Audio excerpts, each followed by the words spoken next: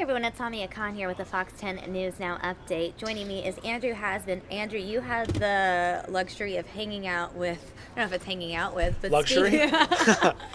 speaking with John McCain. I don't know, I was watching the live stream here in the newsroom when it was happening about 4 or 5 hours ago, Yeah, and I was envious of you. it was a pretty emotional event, actually. I've never Yeah. really seen John McCain be so emotional. Vulnerable. Yeah, he was talking about Kayla Mueller, who, as we all know, is the aid worker who was killed in ISIS hands. And John McCain has been working for the past 18 months to try to bring her home. Right. So John McCain, he's been working with the family, trying to do all, get her back home. Sure. And he said that he blamed himself for it, which is kind of an odd thing to say, and I'll explain in a second. But he says he blames himself and that he feels like he failed. Mm-hmm. Why he's saying that is because over the 18 months he traveled the world, which he usually does. He's John McCain. It's kind of a big deal. Right. And so, but while he was over there, he also held, I don't know if you call them secret, but, kind of low-profile negotiations and Sure. meetings with intelligence sources in other countries to try to get Kayla back, to find out, first of all, where she was, and if the people that were holding her would be willing to release her. And he said that he tried and tried and tried, and there were times when they thought they were close, at least had the perception that they were close, and obviously we know what happened. Mm-hmm. And he's devastated by it. And he was one of the first people that got involved. Mm-hmm. Kayla Mueller's family was put in touch with him in his office. This is almost 18 months ago. Right. And John McCain, along with some other elected officials in Arizona, were trying to get everybody on the same page to Sure. get Kayla back home. Because I remember we discussed this story, I think, a few days ago, where Kayla Mueller's father was listening to the radio Yeah, that's right. and had heard... I had heard Secretary of State Ken Bennett on the Right. radio and went to go say, I need help. And Ken Bennett, then the Secretary of State, put Kayla Mueller's father in touch with John McCain and Paul Gosar. And those two kind of spearheaded the effort to try Right. to get whatever help they could for Kayla. So John McCain has been in touch with the family for the past 18 months. He helped keep it quiet. It's amazing to find out all these details after the fact. It really is. Because here we are completely in the dark. We only, in the last couple weeks, found out that there was even an American hostage. Exactly. It was in pretty much last ISIS's Friday. hand. Exactly. And then we find out on top of that there's an American hostage and she's a local girl. I know. So John McCain, I asked him today if he was surprised it was able to stay so quiet. And he said that everyone knew that was the family's request, Sure. and they honored it. Pretty amazing, considering for 18 months trying to do that, Right. and that it stayed very silent. right, and especially with social media, with the number of Exactly. media outlets covering ISIS, and I'm so surprised that I'm impressed, rather, that they could me do too. such a thing. Politicians aren't normally ones for keeping their mouth shut on things, but this one, obviously, there was a lot at stake. Right. So let's hear what Mr. John McCain had to say. Sure. The fact is, I failed. I failed Why do you say that? You tried. because I was unable to get her back, and I view it as one of the really sad things in my life that I was unable to. No one could read Kayla's letter without being, brings us all to tears. Have you spoken to her family? Oh yeah, I've spoken to her family so often. I visited them in Prescott. We have a very close relationship, and they're obviously grieving. The fact is, I failed. That's pretty heavy words from John McCain. I He's know a guy that- who, was a war hero and has seen a lot. It was so emotional to watch him say those words, and for him to be so, I think the best word is vulnerable and honest, and just, you could hear it in his voice how disappointed he was with the outcome Absolutely. of the situation. No doubt about it.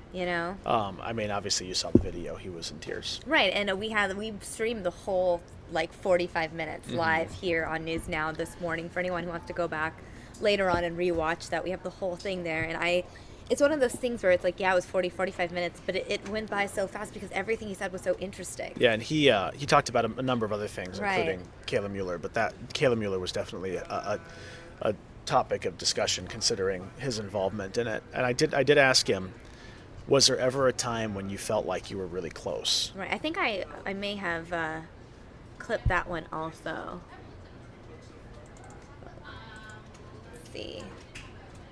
Let's see what he has to say here. But some people would say that would raise the visibility, so therefore raise the value, so therefore make them more demanding. But I can't divine that. I never asked the Muellers, frankly, why they wish to have that privacy, and so it's hard for me to answer. In all this time, was there ever a time when you thought you were close to getting it back? In Qatar, I met with the head of their intelligence, and he seemed to think that there was possibilities, but that was, when you're involved in something like this, you always want to be optimistic because of the obvious alternative. But I honestly don't know how close it ever was. It just, again, so much emotion. Yeah. It seems like it's almost difficult for him to answer any question related to Kayla. No, there's no doubt. I mean, I don't know how you could not be emotionally involved in something like this, especially meeting with the family and being there for 18 months, talking to them, trying to help, and then to get this kind of news, it has to be just devastating for all of them. I can imagine. Right. I think there's one more clip. There was another thing too that was it the ransom clip that I think? Yes, I think that was the one. He was asked because the longstanding policy of the United States is that we don't pay ransom for terrorists or for prisoners and hostages held. Sure. Because you don't want to fund you don't want to fund terrorism, and B, you don't want to encourage them to take more hostages. Exactly. And we asked him, someone in the press group asked him, do you think that now seeing this, that it's still a good policy? And what he said was pretty moving. I mean, right. But he still believes that is the right policy despite, despite what happened. What happened. Let's listen. This is a very tough issue. Your head tells you one thing and your heart tells you something else. Your heart tells you that you want to do anything to bring someone like Kayla Mueller home. At the same time, any outside objective expert will testify that when we ransom people like that, then it encourages more hostage taking. So it's a very, very tough issue. And unfortunately, after a lot of thought, I have agreed that I don't think it's a good idea to ransom hostages. And that sounds great until I read Kayla Mueller's letter. Senator, how helpful was it? And in that letter, Kayla wrote from prison talking about how even in prison she feels free. Right. This is the letter that she smuggled or had smuggled to her parents. Exactly. I think we have a copy of it somewhere. Let me see.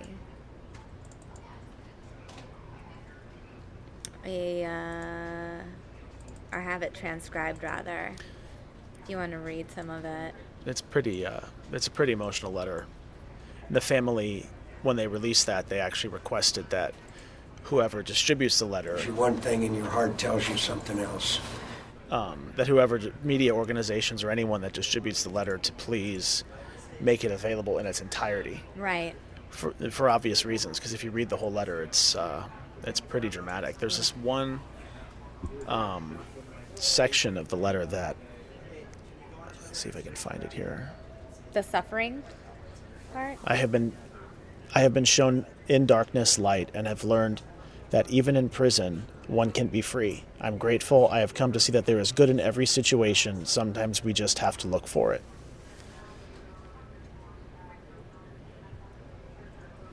And then there was the part right here. I think the part that touched me a lot was when she talked about suffering. Because you think about someone in Kayla's position, or if you put yourself in Kayla's position, you're a hostage from ISIS.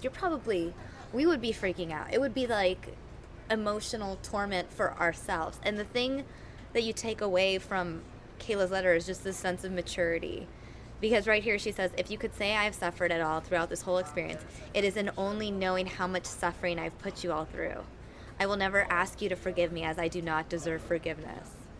I remember Mom always telling me that all in all, in the end, the only one you really have is God. I've come to a place and experience where, in every sense of the word, I've surrendered myself to our Creator.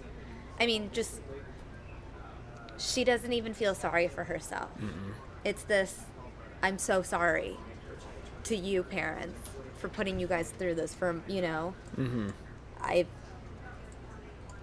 It's just... Well, obviously, clearly it affected John McCain. I and mean, frankly, everyone, everybody else who's yeah. read the letter. I mean, it's extremely hard to read. Right. So obviously, Kayla Mueller was, you know, one of the main topics of discussion during the press conference today. But what else did Senator McCain touch upon? He talked about the president's plan for stopping ISIS, which, if you follow John McCain's feelings towards this administration, they're not fond of each other. Well, he called it a recipe. Ran against John McCain Obama. called the president's move to ask for war authority a quote recipe for disaster. It wasn't just that move, but his whole plan to attack ISIS a recipe for failure, not disaster, recipe for failure. Did he elaborate on that? Oh, a little bit, but you know, just talking about how it's not going to work. And he also talked about the VA and things that are going on locally and preventing suicides with our servicemen coming home. But it was a 40-minute talk, and I would say about 25 to 30 minutes of it was about Kayla. Right. Emotional stuff. Right, and you're going to have more on this story tonight at 5? That's correct. Right, and for those of you who want to sit and watch the whole press conference, we actually have it posted on our YouTube channel here. I think it's titled John McCain Speaks on Kayla Mueller. Yeah, it's worth a look. It's really interesting stuff, and you can see for yourself. I mean, obviously those clips just show you how emotional John McCain did get when speaking about it, but you can watch the whole thing in its entirety. And I don't know, even if whether you're a McCain supporter or not, you can't help but, I don't know, see a semblance of like vulnerability there when you watch it, and you realize whether you're a McCain supporter or not, helping the Mueller family right. was not a partisan issue. Right, not at all. At all. But beyond that, even so often you don't get to see the personality or the emotions behind the politician, and you really came through with this press conference. No doubt. So, Andrew, thanks so much for the update. I really appreciate it. And joining me now is Miss Jessica Flores to speak on another hot topic of the week in Arizona. So we have Diane Douglas. Oh, it's fine. Just leave it. You're good. Welcome. Hi. Hello. This is my first time on your show. I know. Well, I mean, in the seat. Yes, at in the the set. Because seat. we've done a live shot, and I've aired some of your packages. But where am I looking there? Yeah, right okay. here. Let me squeeze through here. Oh, and you're so much shorter than Okay. Andrew, so you're like, I almost want to raise your seat. But, guys, this is Jessica Flores. You may know her from Fox 10 Hello. News at 5 and 6 and 9 and 10. Yes. So pretty much any show. Right. So you were on, or you've been covering this whole controversy with the Board of Education. We've been covering it here on News Now. Basically, Diane Douglas fires a couple of people on the Board of Education, or attempts to. Doug Ducey comes in and says, wait, you can't do that. Yeah. So basically, Arizona has really two education bodies, which is the State Board of Education. That's an 11-member board. And the Department of Education, she's a superintendent for the Department of Education, but also one of the members of the board. She read the law, or she says she read the law to understand that she could fire staffers of the board. Now, Doug These are Ducey, essentially her colleagues. Or they work? They work for the board, so they support her in the capacity that she is a board member, one of 11 board members. Doug Ducey came in and said, actually, no, you can't fire board staffers. You're the Department of Education, and that's separate. So she's kind of, doubling down on her position that actually she believes that she can fire these people. But today in an emergency meeting, the board said, they all voted and they said, you need to allow these people back into their offices. You need to allow them to their computers, because right now they're locked out of their offices, they're locked out of their computers. So right now, her staff is calling them former employees, but technically they're still employees of the state. Got it.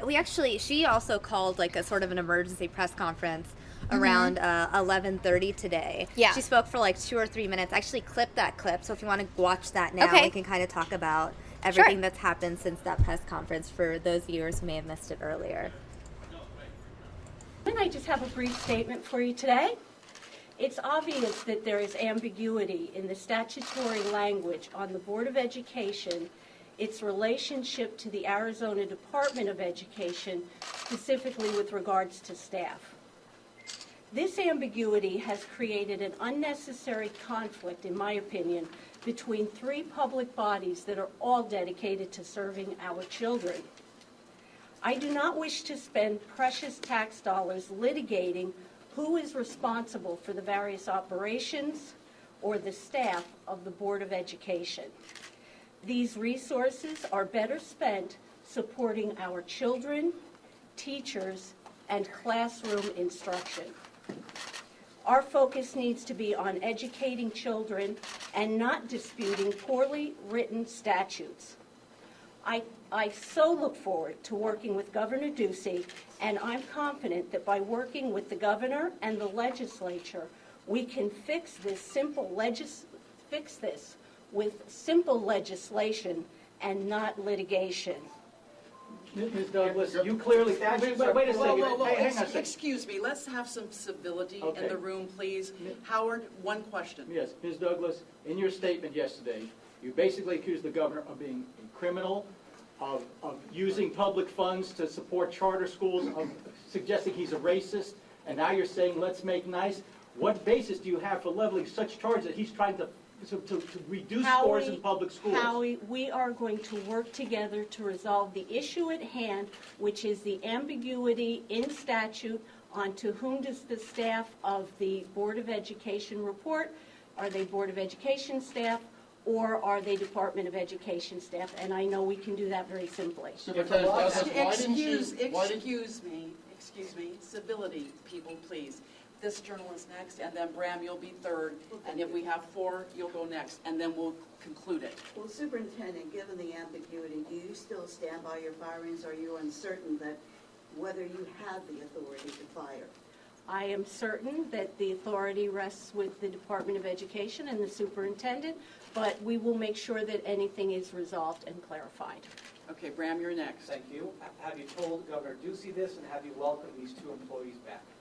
I will be speaking with the governor. I've reached out to him, and we look forward to working on the legislation next week, and we will work out the details to clarify and not leave these employees hanging in limbo. I think it's a very unfair thing to do to them.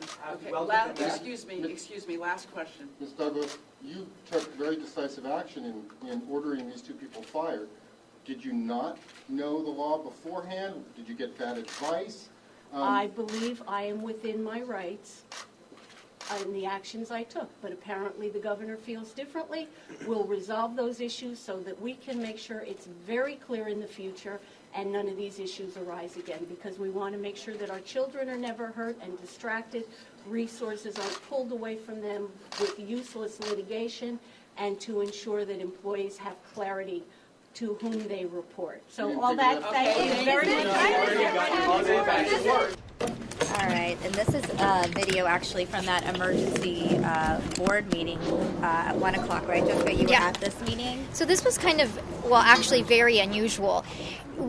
You know, we usually put microphones wherever the main person's going to be talking, so all of the media put our microphones in front of her desk, and she was not happy with that, clearly, and she just moves them out of the way. Here she's just moving them kind of in front of her, but later on she actually kind of gathers them all and moves them off of the desk completely.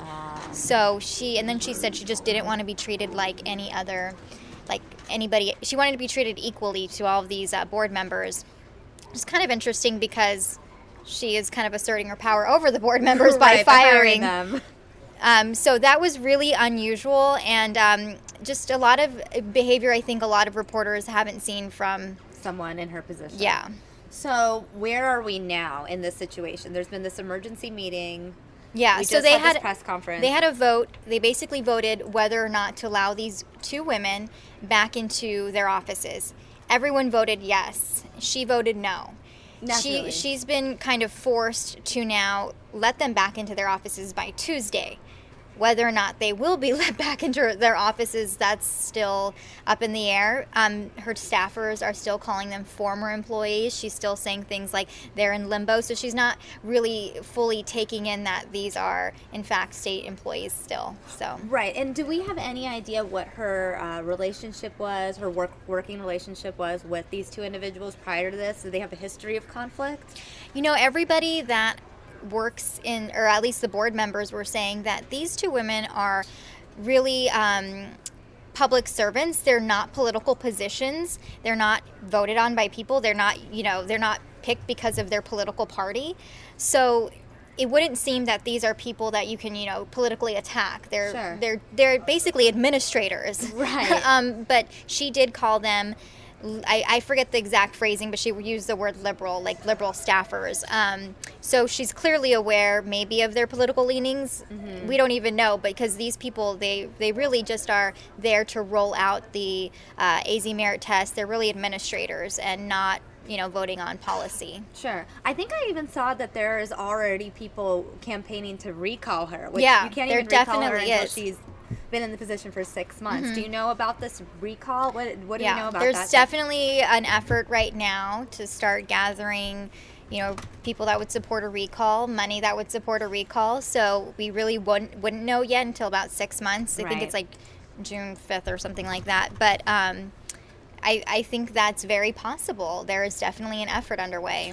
Right. I know I was going through our notes right here that we have at the desk, and it was something recall, at July 1st.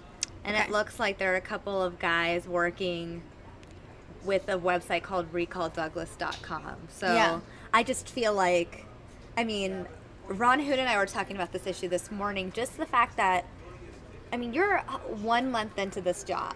Both Diane Douglas and Doug Ducey, both 1 month into the job, and you guys already have conflict with each other. Right. And this is a position you guys are both holding for at least the next, I'm assuming there's no recall. Well, and I think what's interesting about this situation, it's really not partisan in the traditional sense where it's Democrat versus Republican. Right. It really is Republican versus Republican. And so that's what's really interesting about this. And I asked her as we were leaving the office, the Department of Education, she was escorted out by DPS, and some reporters were able to kind of gather around her and ask her questions. And I asked her, whether or not this was all worth this political showdown. And she said that, well, she didn't start it, kind of thing. And it was like, are we kids now? Are we 12 years old? Who started this? So it's really interesting. I hope that this does not detract from educating kids. I did talk to a couple of other board members, and they say, as of right now, it's not AZ merit test. It's still going to roll out.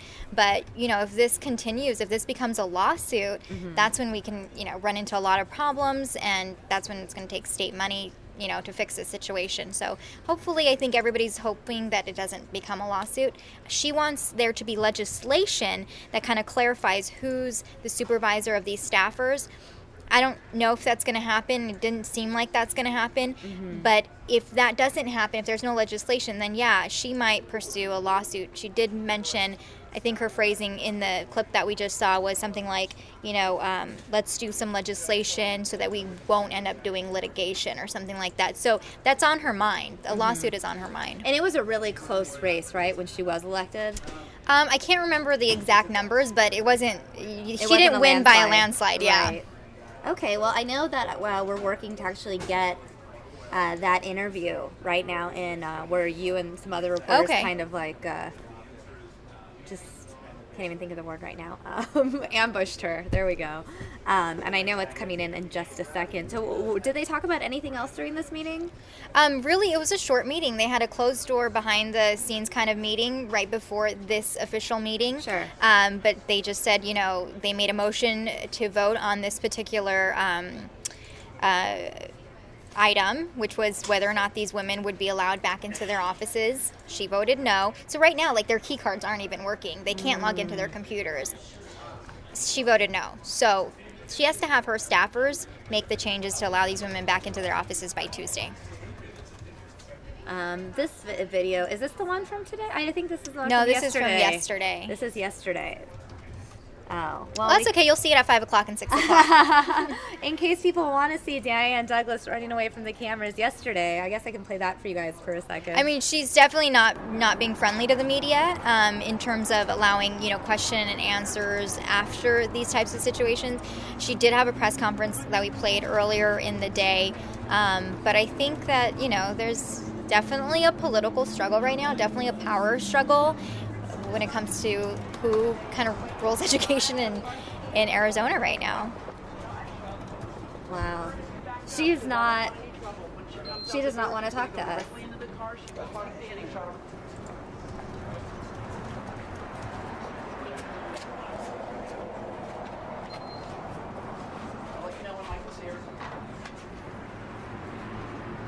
There's really no reason to chase her down. Is that...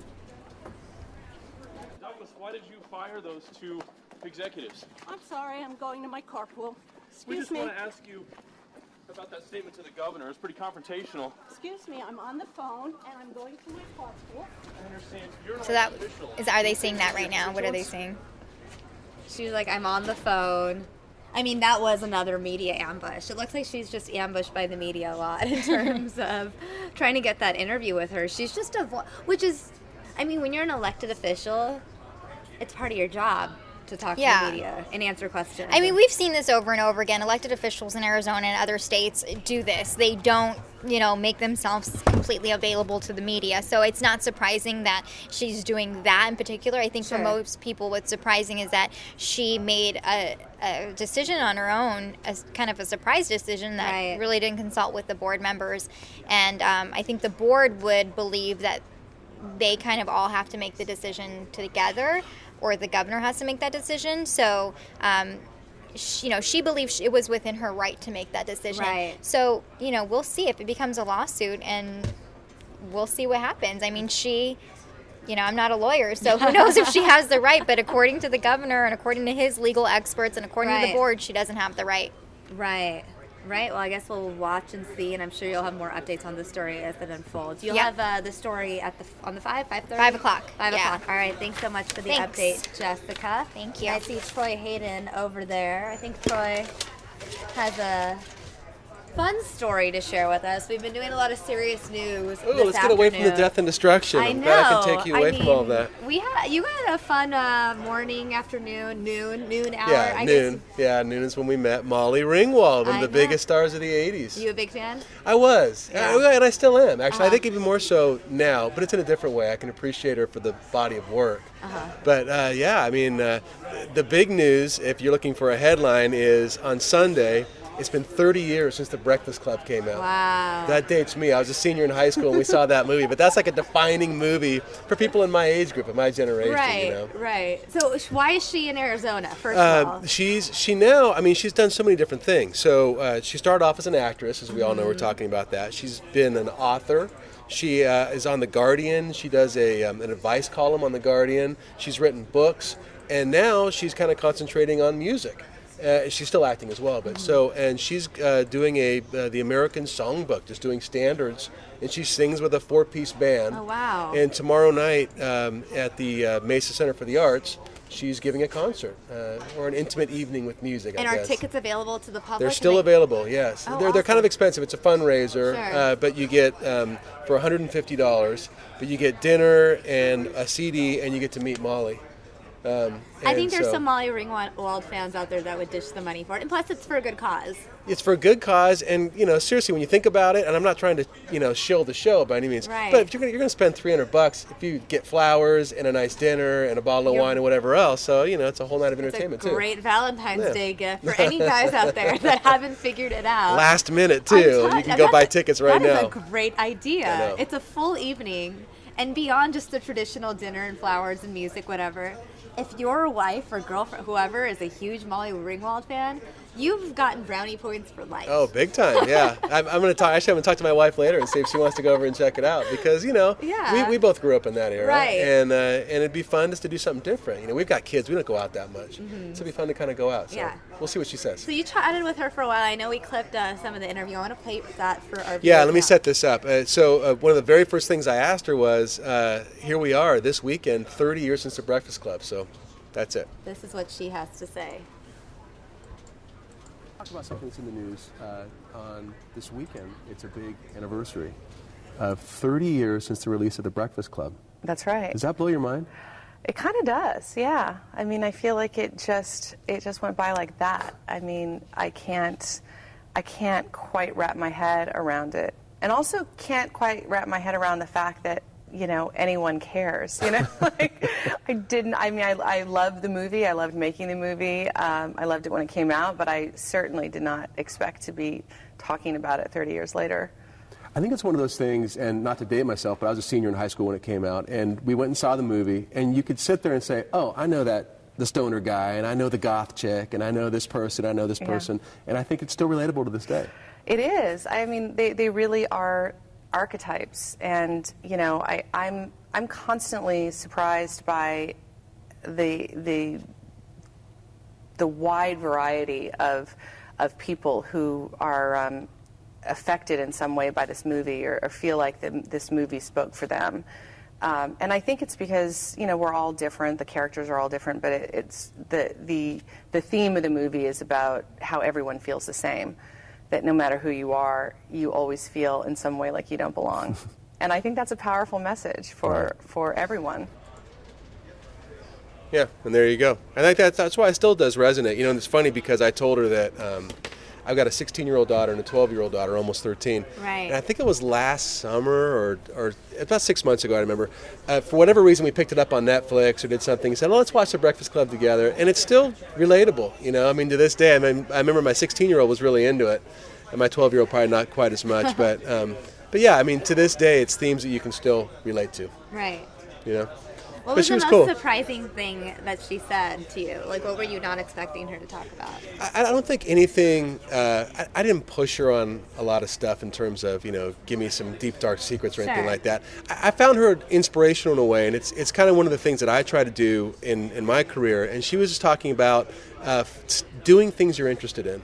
And she called it following your bliss. Mm-hmm. And I asked her, I said, you've been doing this for over 30 years. And you would assume she's got enough money that, I don't know what her financial situation is, but, you think she's got enough money that she probably doesn't have to work if she doesn't want to. But she enjoys what she's doing. And I think that's the key for everybody. I mean, not everybody's able to do that, but I always think, even on a tough day, to try to find something in that day that you're enjoying or that you're interested in to keep going through the day. Mm-hmm. And she also said that it's important, and like I said, she does an advice column, so she's, gives out some advice.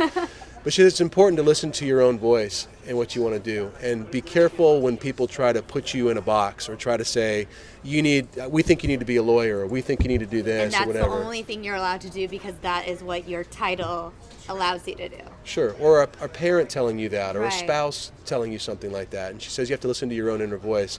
And that's what she says has kept her interested and happy in doing this.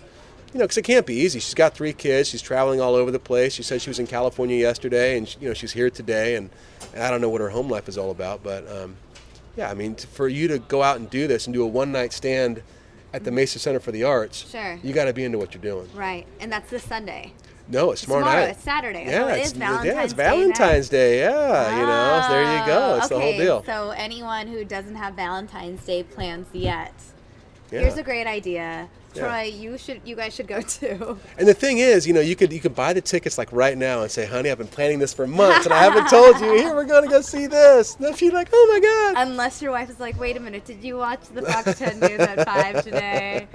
Hopefully. Yes. Yeah, and let me promote my 6 o'clock newscast, actually. So this interview is going to be on at 6 o'clock. Oh, at 6, not yeah, 5, a little bit later on, we'll produce the whole thing. We'll put it on our YouTube channel. But at 6 o'clock and at 10 o'clock. And then at 10 o'clock, we're going to do a little game of how well do you know Molly Ringwald, and we asked her a bunch of either or questions, like if you had to pick Mariah Carey or Taylor Swift. Well, I'm gonna guess she's gonna say Mariah. Well, I'm Taylor. Oh, you're going back and forth. Well, no, the adolescent in me is like Mariah Carey all the way, but the current Samia is Taylor. That's a hard one because Mariah Carey. I mean, legendary through the '90s. Well, I'll let you chew on that. I gave her another hard one. Red Vines or Skittles? Red Vines. Oh, see, that was easy for you. Well, yeah, I guess so. I don't know because yeah. Okay. Right. Anyway, that's it. But So you're that's not coming up at asking me 10. the questions. It's Molly's question. Yes. You can play this game with me another time. Right. And we'll make everybody guess. All right, Troy. Thanks so much for the update. And for all you viewers out there watching, now most people like Valentine's Day. It's a really exciting time. You know, flowers, hearts, candy, chocolate, all of that. People excited. Well, it turns out there's this story where apparently a lot of people purchase spy gear around this time. Yeah, people maybe who are suspicious of their lovers. I guess there is an increase in sales of spy products.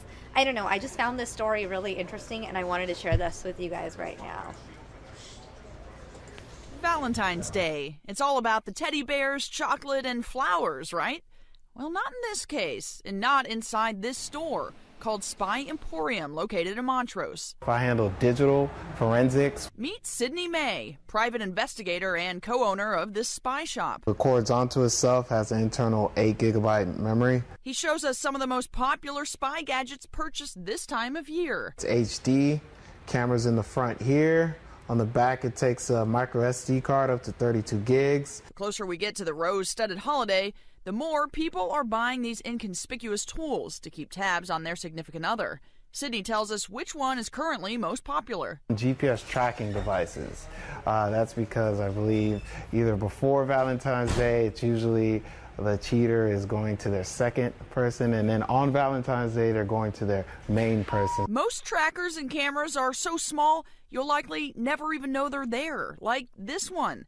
As we zoom in and you squint your eyes, you may be able to make out the tiny camera inside the letter O. I'm just here in business to help people gain a peace of mind. To get that peace of mind, you may have to give up those Valentine's Day goodies.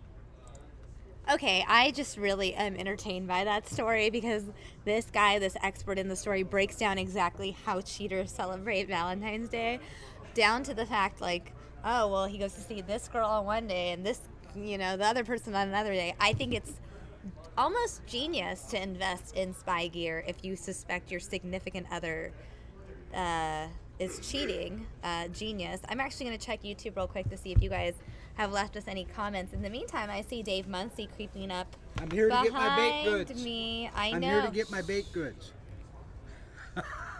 I actually remembered, and no joke, can I tell everyone this? What day was that you promised I promised a week ago that I would get you baked goods within a week. And I actually remembered yesterday I told my best friend on the phone that I had to bake for you. I'm sitting down on the couch watching TV. I fall asleep at 7:45 p.m. Last night, huh? Swear to God, and wake up at like 12:30, realize I'm on the couch, and just wander, like, kind of like waddle my way into my bedroom and pass out, and then don't wake up till 6:30. I literally almost slept 11 hours, but I promise I have the ingredients on the counter.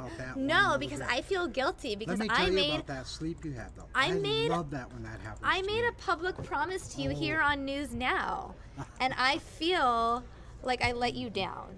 You know, I didn't remember it. Who told you? Did he tell you? Yes. Yes. Jeff! Oh my God! I knew I shouldn't have told him. I was like, how do you remember? Because I was like, I mentioned to him that I forgot and I felt so bad. I forgot all about it. Oh no! But now I remember. You know what? I'm going to bake those goods, bring them in, and they're going to be exclusively for Dave and everyone in the newsroom besides Jeff Moriarty. There you go. There you go. I cannot believe he calls me out like that. Let me tell you about your nap, though. I love naps like that. I love naps that where I fall when you lay down, you're going to take an hour nap or a half hour nap, and you wake up 3 or 4 hours later. You needed that sleep. I mean, 11 hours though? You needed that I didn't even think I needed it that much. Your body needs rest. I guess so. I guess so. Wait till you're my age. My body also needs water. Wait till you're my age. You'll be sleeping all the time. Well, I mean, while I would like to spend my weekend and my holiday weekend lying in bed or lying on the sofa sleeping, you know why I can't? Because it looks like this outside. Oh, that's it. Yeah. No, you can't miss this. You can't stay home. It's going to be absolutely when it's beautiful nice for the weekend. You can't stay home when we have pleasant weather. I mean, if we look at the national map right now, do you see a cloud over Arizona? I see no clouds over Arizona. You see how the clouds lift and go over the northwest? That's high pressure. Uh-huh. That's what high pressure does. It moves systems over the top of us like that. And then take a look over into the Great Lakes in New England. What you see in the Great Lakes right now is headed to New England this weekend. Some places in New England Oh, man. we'll be looking at as much as 18 inches of snow on top of the snow, on top of the snow, on top of the snow they already have. So once again, they're going to get hit probably by or early tomorrow, through the day tomorrow, and a little bit on Sunday as well. Oh my gosh. So they're going to get a pretty good shot. New England doesn't have it very good this winter, do they? No, it hasn't been working very well for them. Take a look. See, look what we have now. As you see, our beautiful forecast Wow. with temperatures in the 80s through the weekend. Yeah, and then we hit the weekend. 70s next week. Well, I'm saying looking at next week, it's really just such consistent weather. Yeah, and 78, very, 75, very nice. 75, Yep. 78, 78, 78, 78, 78. Mm-hmm. It's really not budging much. No, but we make that stuff up, so. Well, it looks like a very, very pleasant forecast. Very, very nice. Did you? You weren't here when I played this last story for our viewers, but there's an increase in spy gear around the holidays. Oh, really? I mean, around the Valentine's Day holiday, because if you suspect that your significant other is cheating, you purchase certain like Valentine's Day type of gifts or whatever. Wow. Well, plant tell me what they are so spy I can keep gear, my eye open for them. And that way Whoa. you can catch your significant other in the act. Well, I was just sharing see. that with our viewers right before you You know got what I here. thought you were going to say? I thought you were going to say that that spy gear goes up at this time of year because they don't want to go out and buy a gift for them if they're cheating on them. So that I thought they wanted, like, okay, if you're cheating, you don't deserve you're my not money. I'm not getting you a box of candy or Do you whatever. know Dave brought an entire box of chocolates into the newsroom, guys? There you go. Our poor viewers don't get chocolates for Let's us. see. from us, Somebody though. tweeted that. It's you can find it on my Twitter page, I think. Oh, really? Yeah, we could if you can. I don't The know how to do picture? that stuff. Yeah. I will. It's a picture of the box of candy. Let's see. So we'll take a look there and see. Yeah, because I think it was sent to my page, or it's up on one of the pages anyway. We'll see. That page doesn't exist. What's your weather Twitter? What's your? Oh, it should be dot right there. Put a dot right there and see what happens. Dave.Muncie? Yep. Fox 10? Yep. .com. But that should. No, it still doesn't, huh? She's looking all over me, folks. I don't exist. There Fox we go. 10 Dave. That's your Twitter. There we go. That's my baby this it? morning. Oh, I guess it must not. I thought it was on there. Who posted? It was Did on my someone phone. else post it? Christine Goodfriend Oh. put that up. So maybe it's on. Yeah, look on her page and then we see. And then you'll see it with the. No. There it is. There we go. There it is. Okay. So now I'm going to share this with our Okay. viewers. So Christine, one of our assignment editors, posted this. It's Valentine's Day tradition for Dave to bring candy to the newsroom. Aww. Look at that. Let's zoom in on that chocolate. Look at you with your little zoom in. I want to zoom in on the chocolate. Look at all the chocolate. I'm Look at actually going to that. have to go pay a visit to the chocolate. It's going fast. I know. It looks amazing. I know. People come by and say, I'm on a diet, and then 5 pieces are missing. So. It's a different diet. Let's see. Ashley Gray saying, that's a great reason too, Dave. Oh, she's in agreement with your theory that people Yes. buy spy gear so that they don't have to buy their significant other again. There we go. There you go. A lot of people thinking like Dave today. Right. And Rachel adding that her friend is moving today. She lives in Palmyra, New York. It's negative 19 degrees Oh, there. I hope she's moving here. Hopefully. I hope she's moving here. And This Rachel new also Christine. has a note for Troy. I'll let Troy know that Rachel thinks Troy does some really awesome stories and that she really enjoys watching the unique pieces that Troy throws himself into. I agree. Yeah. I agree with her. Troy also gets to interview really cool Yep. people. Did Yep. you hear that Troy went to go interview former actress Molly Ringwald? Is she a former actress now? How Well, do we because know? she's done so many other things. Right now she's focusing Okay. on music. So I guess she's a I see. current musician, former actress, current Former writer. actress. I She's just get an it. overall creative. Let's just give Okay. her that. Yeah. Well. Okay. Well, we have that full interview, or we have some of that interview at 6 on the newscast. And you're going to be on at 5, 6, 9, and 10, right? With weather updates? Absolutely. Absolutely. Lots of weather updates. Well, I hope you have a wonderful Valentine's Thank Day you. weekend and a happy early President's Day. Okay. And you a the happy same. Friday. And you the same. Happy Friday the 13th. Yes, that's right. I forgot about Yeah, that. it's Friday the 13th Friday too. the And 13th. viewers, thanks so much for tuning in and hanging out with us all week. If you haven't already done so, please subscribe to our YouTube channel. That's youtube.com/Fox10Phoenix. That way you'll stay updated on all the breaking news as it happens, and you will never miss out on anything Wow, that we there do you go, ever. right here in this little corner of the newsroom. Very significant corner of the It's a newsroom. really special corner. Bye. Thanks Bye. so much, Okay, Dave. you bet. And thanks so much, guys, for watching. I will see you guys next time.